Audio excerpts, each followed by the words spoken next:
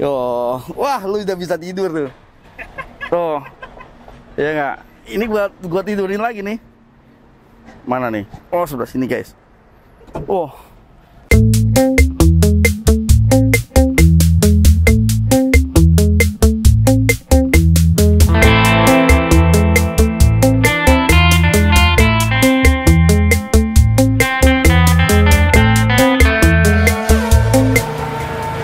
Welcome back to channel Mas Ban. Assalamualaikum warahmatullahi wabarakatuh. Sebelum dimulai guys, jangan lupa tekan tombol like, subscribe, dan tombol loncengnya. Nih teman-teman yang nungguin konten Espas Mas Ban kemarin, ini adalah kelanjutan dari yang kemarin Mas Ban beli mobil Espas. Mungkin bisa juga menginspirasi buat teman-teman yang mau biara mobil yang budgetnya itu nggak mahal. Tapi sebelum mobil ini kita review guys, kalau mobil 90s itu enaknya kaca filmnya itu kita bikin terang dulu. Kaca film itu adalah bagian yang penting untuk kenyamanan kendaraan. Nah, ini kita lagi pasang kaca film. Karena kaca film sebelumnya, ini padahal kaca film ini cukup gelap guys, 60%. Tapi ini adalah kaca film yang biasa banget.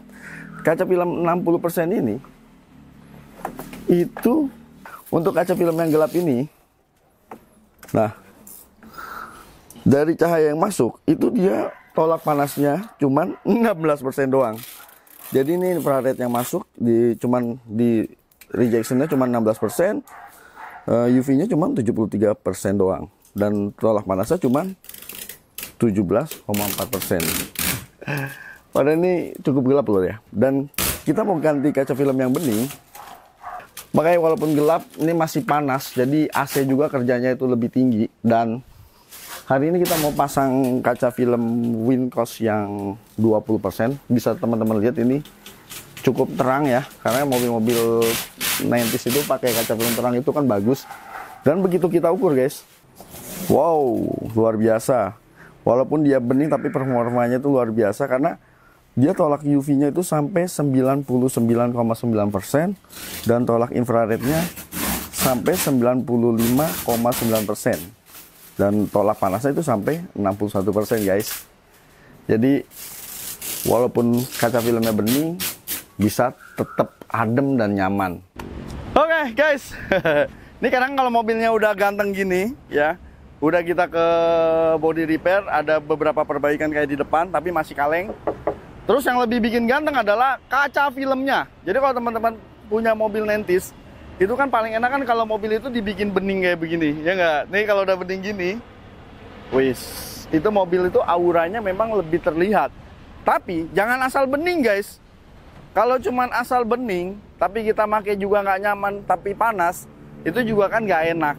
Ya kalau teman-teman punya 90s, baik bukan cuman Zebra, mau Corolla, mau Honda, Estilo, Nova, ataupun BMW E36, E46, mobil-mobil 90s lainnya, pakailah kaca film yang berkualitas. Seperti Mas Ban ini menggunakan kaca film dari Wincos. Jadi Wincos ini adalah kaca film yang umumnya digunakan di merek-merek OEM premium. Jadi kalau teman-teman kayak ngelihat Honda HR-V atau HRV, itu kaca film bawaannya adalah Wincos. Karena walaupun ini adalah kaca film clear atau 20%, tapi dia menyerap UV dan menyerap ultravioletnya itu hampir 99% guys. Jadi kita tetap adem, tapi tetap juga terlihat keren. Oke, balik lagi ke konten ini kita akan membahas sebuah mobil murah meriah. Jadi kalau teman-teman mau nyari mobil yang harganya lebih murah dari motor, karena seperti teman-teman tahu, mobil ini Mas Ban beli harganya adalah 21 juta. Ini adalah Daihatsu Zebra Espas tahun 1997. Jadi kita akan bahas mobil Espas, juga kita akan bahas permasalahan dan masalah apa aja yang umumnya ditemui di mobil Espas ini.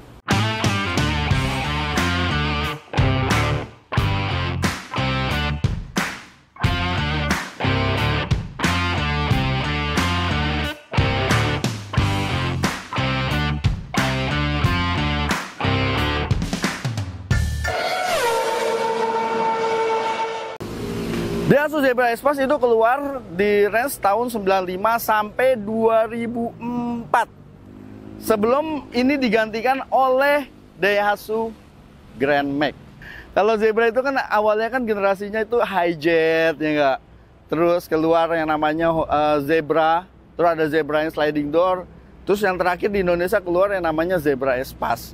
Kalau di Jepang itu kalau kita urut ya kan, generasi hijet itu larinya adalah ke Daihatsu Hi-Max yang sempat keluar di Indonesia walaupun cuman edisi pickupnya. Jadi kalau dari muka ya kan, dari yang tahun 95 sampai yang 2004 sebenarnya untuk Daihatsu Zebra ini mukanya hampir sama guys. Yang membedakan hanya grill di depannya aja, kayak aksesorisnya. Jadi mobil ini dia lampunya masih halogen, terus juga ini juga masih bohlam. Jadi memang masih teknologi lama banget. Sudah apa ya? Mika. Bukan beling. Kan umumnya kan kompetitor di tahun-tahun segini masih banyak yang menggunakan lampu beling. Dan kemarin gue sempat bingung juga di masalah lampu ini. Karena kalau setiap malam kita nyalain lampu dan nyalain AC, itu aki pasti tekor. Jadi kayaknya si pengisiannya itu nggak nguber untuk kebutuhan listrik baik dari lampu dan AC. Jadi begitu kita berhenti, aki habis guys. Jadi kalau jalan malam ya kan, habis nyalain lampu, nyalain AC, begitu kita sampai rumah, matiin lampu sama AC, mobil kita diemin dulu idle sekitar 10 menit baru kita matikan biar akinya ngisi. Ternyata begitu kemarin kita cek bohlamnya sama pemilik sebelumnya, dia menggunakan bohlam yang wattnya lumayan gede, itu sekitar 95 watt satu lampu. Kalau dikali 2 itu 190 watt. Emang lampunya terang banget. Tapi teman-teman jangan asal ganti lampu ya. Oh ya, ini lampunya wattnya gede terang. Tapi sesuaikan juga dengan pasokan listrik dari mobil ini, karena untuk Daihatsu Zebra ini bisa dibilang alternatornya itu kecil. Dan secara desain dibandingkan dengan kompetitornya di tahun yang sama, itu kompetitor terberatnya adalah Suzuki Carry. Sebenarnya secara desain Zebra ini punya desain yang lebih aerodinamis, lebih terlihat futuristis. Bahkan dari samping pun dia pintunya udah sliding door, masih manual semua guys. Dia pintunya sudah sliding door baik di sebelah kiri dan sebelah kanan. Sementara untuk Carry, dia bukan cuma nggak sliding door, pintu belakangnya cuma ada di sebelah kiri doang guys. Sebelah kanannya nggak ada pintu.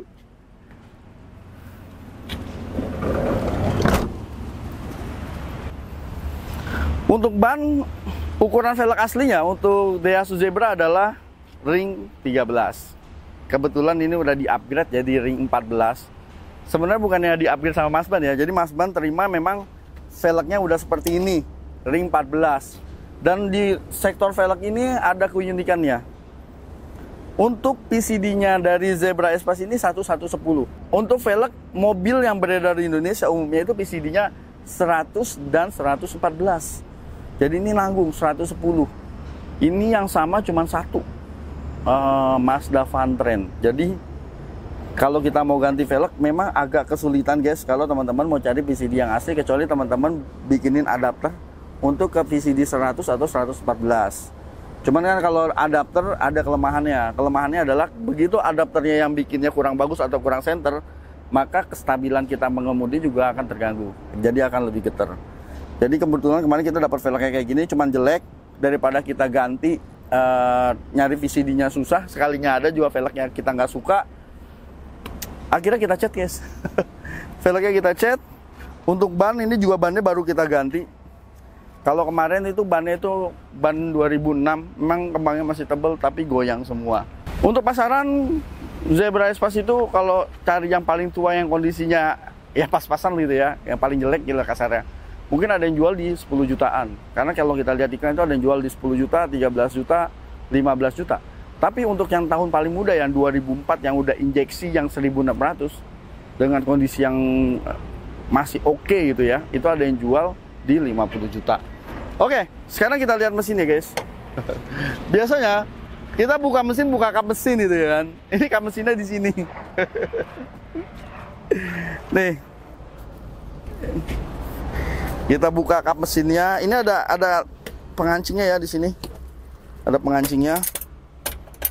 Nah, ini dia Tuh.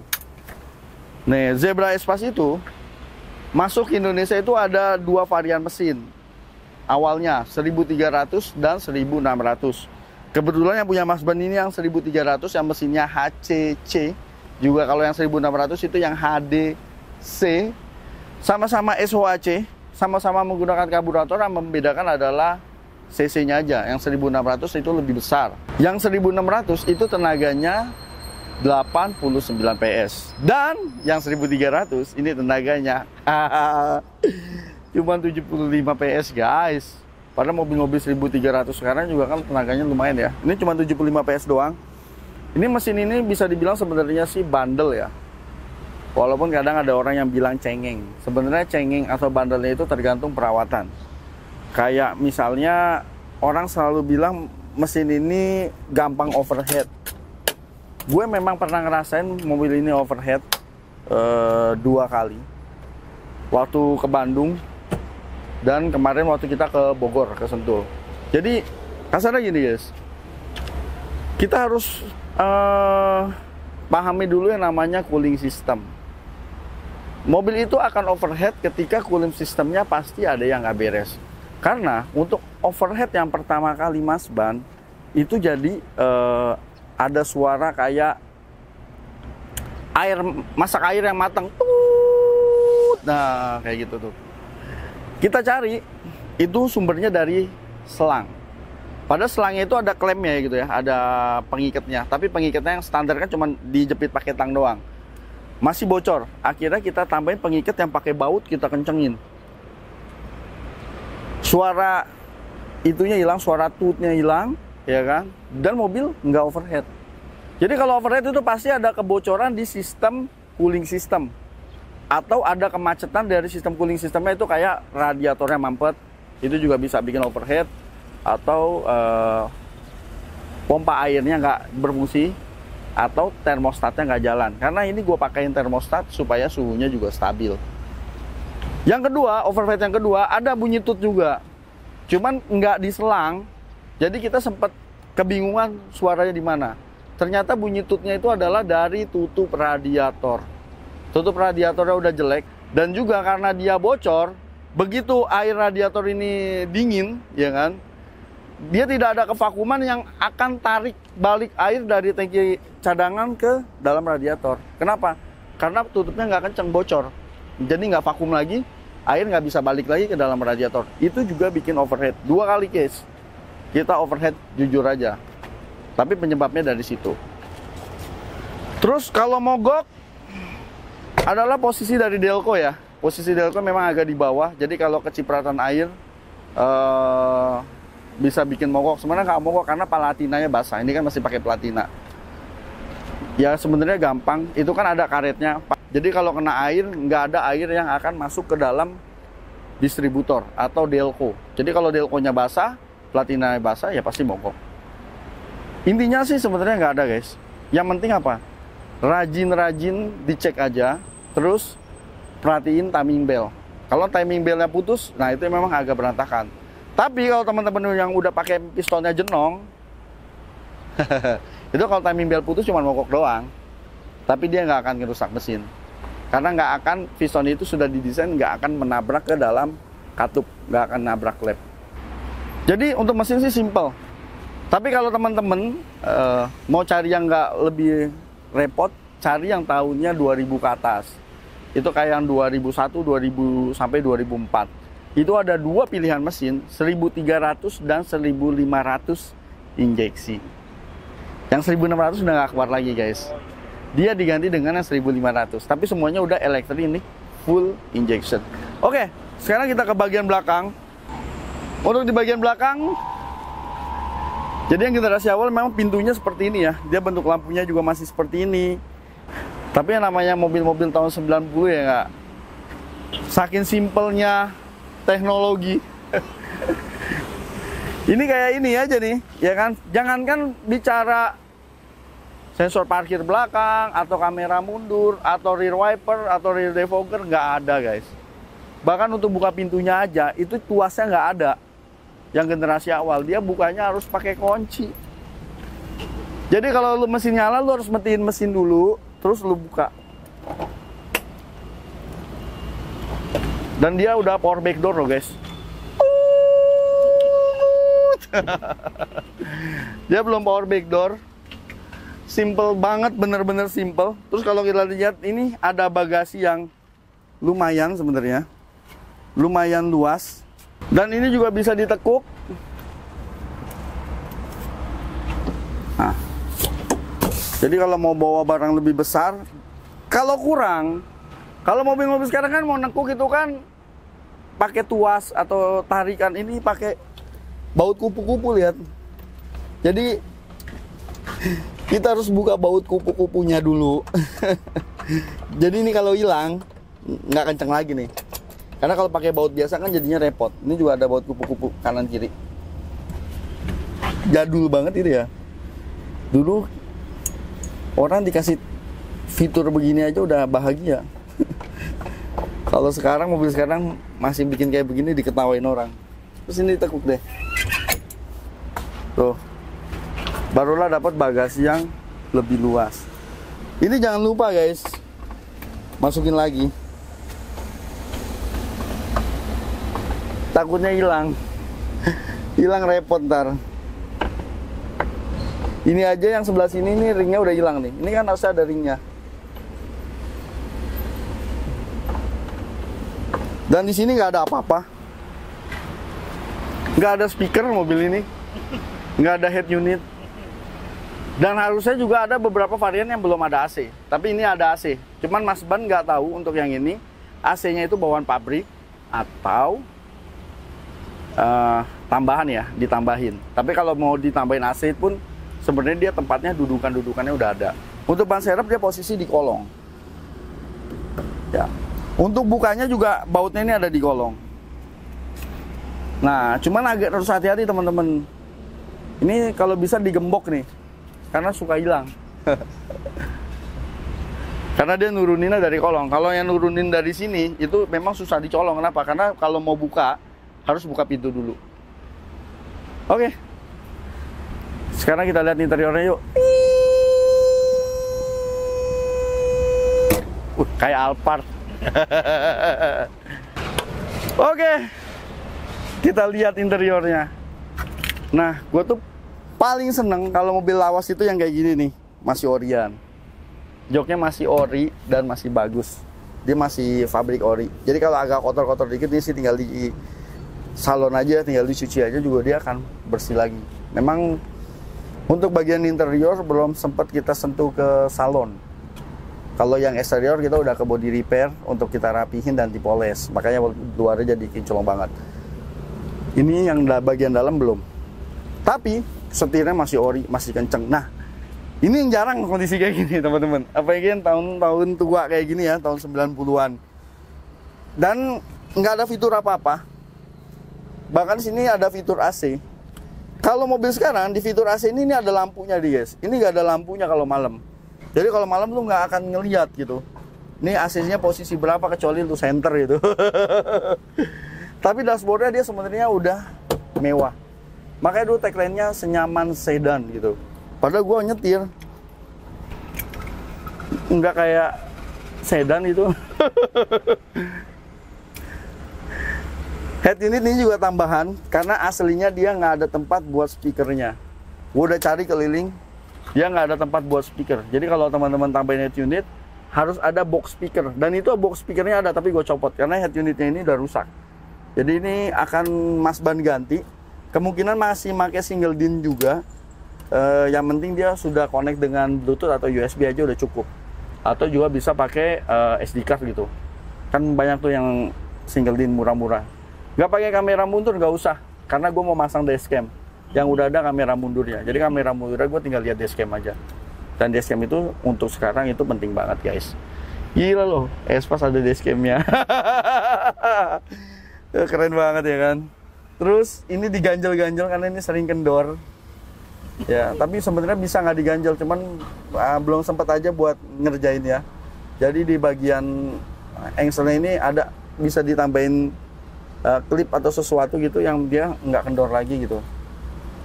Bikin jelek aja nih loh. Di sini ada laci, nggak ada konsol box. Di door trim juga jangan harap teman-teman nyari cup holder atau apapun, dia polos saja ya, cuman ada kainnya doang. Untuk kaca masih di engkol ya, setahu mas semua Espas itu di engkol, nggak ada yang power window kecuali ditambahin sendiri.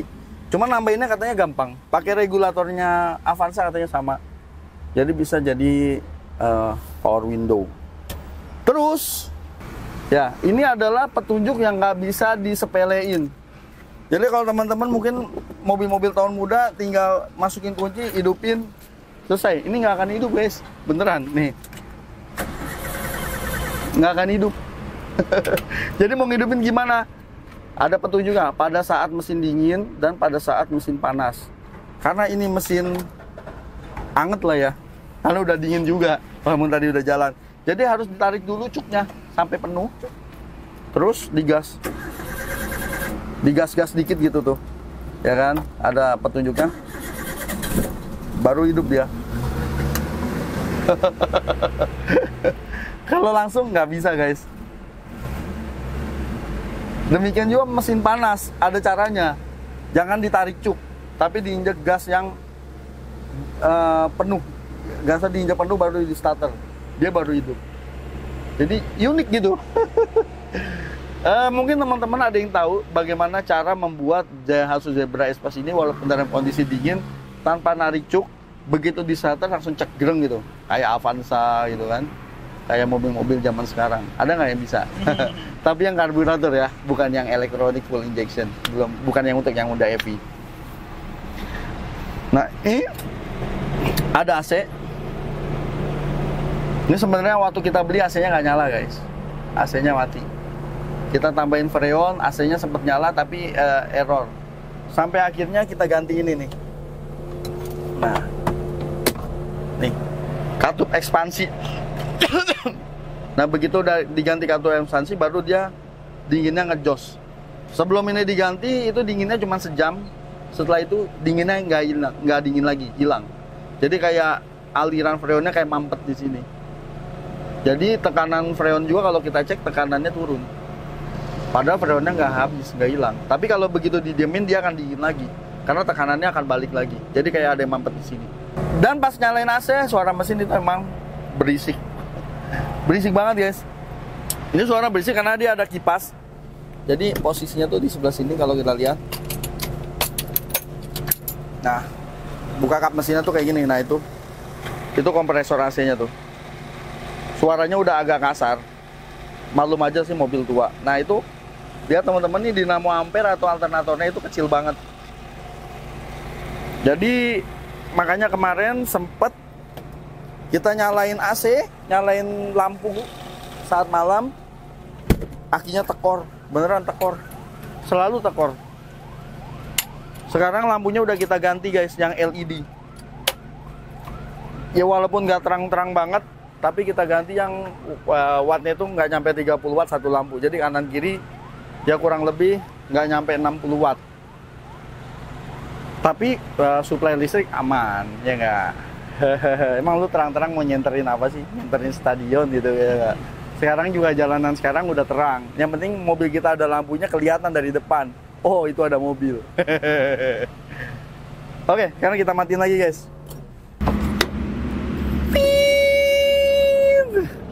Anggap aja Alphard gitu. Udah sliding door loh, kayak Alphard. Bahkan bisa dibilang ini adalah salah satu pelopornya yang namanya Captain Seat. Lihat, bangkunya kayak Captain Seat cuma 2. Tapi ada juga yang kalau mau digabungin jadi 3 gitu. Tapi menurut gue yang 2 ini yang keren, Captain Seat. Dan nggak ada headrest, coba bayangin. Jadi kalau gue duduk gitu, ya kan? Ya udah, kepala bisa kecengkang. Karena nggak ada headrestnya. Ya duduknya sih lumayan lega. Cuman bagian sini ini agak nanjak gitu ya. Karena ini bisa dibuka, ini juga bagian dari kap mesin. Jadi kalau teman-teman mau servis dari depan nggak kelihatan atau nggak dapet, di belakang sini bisa dibuka. Bahkan jok juga bisa diangkat. Sehingga ruangan mesin ini lebih lega. Kalau udah kebuka semua, Mas Ban lihat, untuk servis Zebra ini ruang mesinnya tuh lebih lega guys. Jadi kita juga nyaman juga kalau buka-buka baut atau segala macam. Terus di bagian mesin sini nih, ini juga ada yang namanya rotak.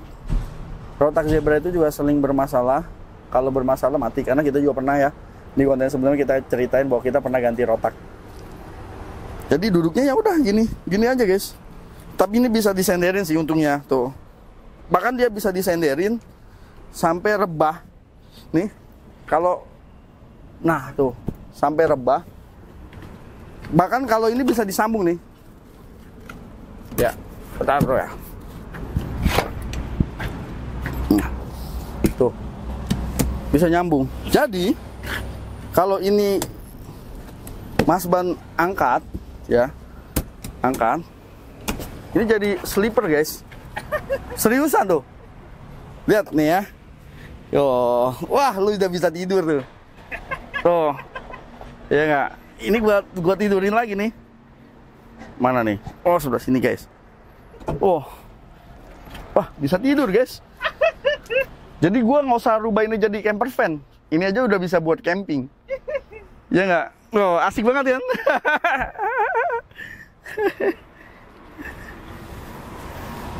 Ini aja gua temuin nggak sengaja.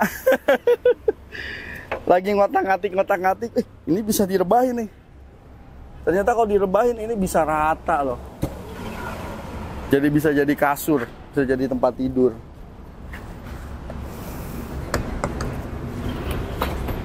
Dan bangku baris kedua ini nggak bisa digeser-geser ya, nggak bisa sliding atau apapun, cuma bisa reclining karena diikat mati nih pakai baut nih. Simple banget, kayak bangku bis gitu. Bangku bis, bangku Metro Mini langsung diikat ke bodi aja udah.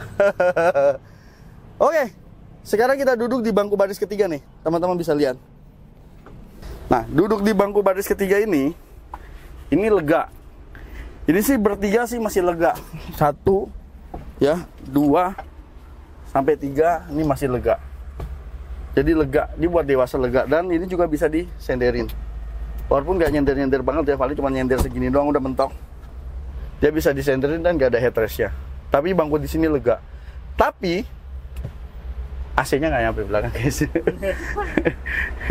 Tapi kalau AC nyala sih nggak gerah-gerah banget. Cuman tuh kurang mendapatkan hawa-hawa kesejukan aja. Karena anginnya dari depan paling cuma nyampe belakang doang. Kadang-kadang belakang juga kagak kena juga kalau lagi panas banget cuacanya. Simple banget, nggak ada apa-apa. Terus lampu kabin nggak ada di atas, cuma ada di samping sini. Nah, warna putih udah kita ganti. Terus kalau di depan, di sini juga ada lampu kabin nih. Tuh. Nah, yang menariknya sun visor ini cuma satu. Kalau samping silo bisa dipindahin udah gini doang guys. Nggak ada kaca, nggak ada tempat penyimpanan kartu. Ini juga sama, begini doang. Oke, sekarang kita review sambil jalan mobilnya. Ini kita cobain mobilnya guys. Nah, ada yang unik di sini nih. Ya. Tuh, ngangkut di pintu. Jadi dia emang safety beltnya nggak kayak mobil sekarang yang akan ngegulung otomatis. Jadi ini panjangnya ya udah segini aja. Jadi disesuaikan aja guys.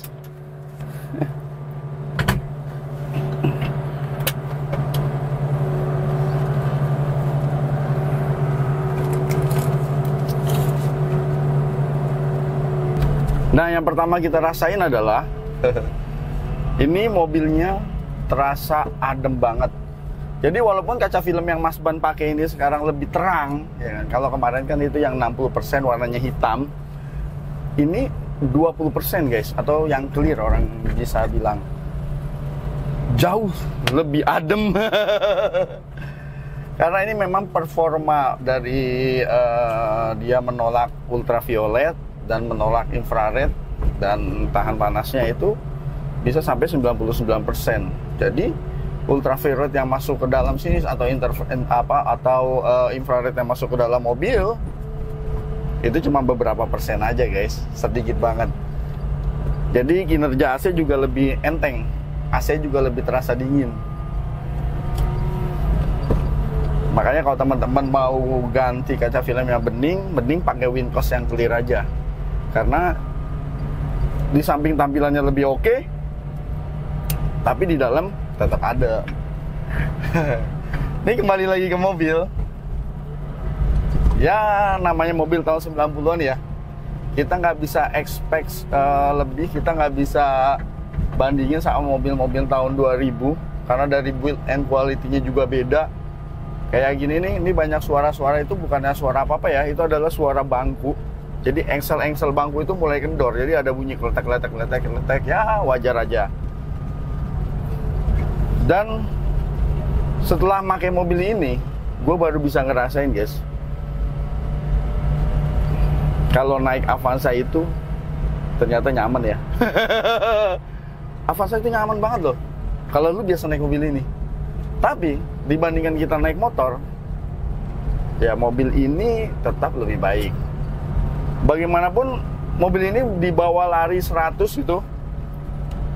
Kalau ini kan kaki-kakinya kita udah perbaiki ya. Kaki-kakinya kita udah bikin mantap lagi, udah banyak yang kita ganti baru. Jadi kita lari 100, 120 itu setir masih lurus.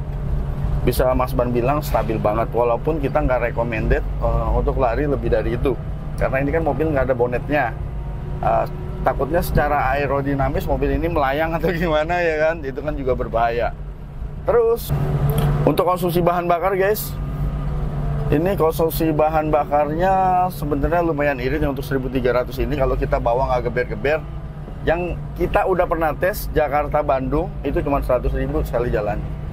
Jakarta sampai Bandung doang ya, bukan Jakarta sampai Bandung lu keliling-keliling, lu ke Lembang kemana-kemana, bukan. Lu Jakarta sampai Bandung, udah lu parkir mobil lu dari Bandung itu 100.000. Terus dari Bandung balik lagi Jakarta 100.000. Karena memang udah gue praktekin, gue ke Bandung pakai ini, nyampe Bandung memang mobil udah parkir aja, mobil nyala lagi pas balik. Jadi berangkat isi 100, balik isi 100. Jadi masih bisa dapat ini 113, 114 kalau kita bawanya juga santai, bawanya santai aja, nggak usah ngebut-ngebut, paling bawa di 80 aja. Jadi jangan banyak digeber. Jadi lebih sering ikutin di jalur lambat bareng truk gua.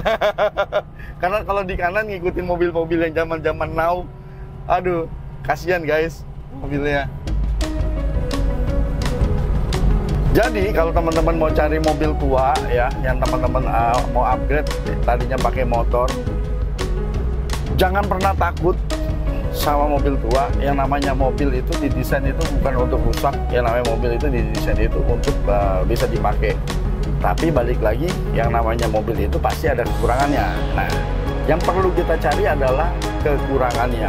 Kadang-kadang melihara mobil tua itu cari kekurangannya itu nggak langsung ketemu guys, karena bertahap.